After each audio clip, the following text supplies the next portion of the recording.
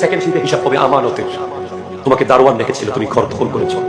তোমাকে ড্রাইভার রেখেছিল, তুমি গাড়ির হেফাজত করোনি। তোমার কাছে টাকা রাখা হয়েছিল, তুমি খেয়ে ফেলেছো। তোমাকে মসজিদ কমিটির সভাপতি বানানো হয়েছে, তুমি আমানতের খেয়ানত করেছো। তোমাকে মাহফিল কমিটির কেশিয়ার বানানো হয়েছে, তুমি আমানতের খেয়ানত করেছো।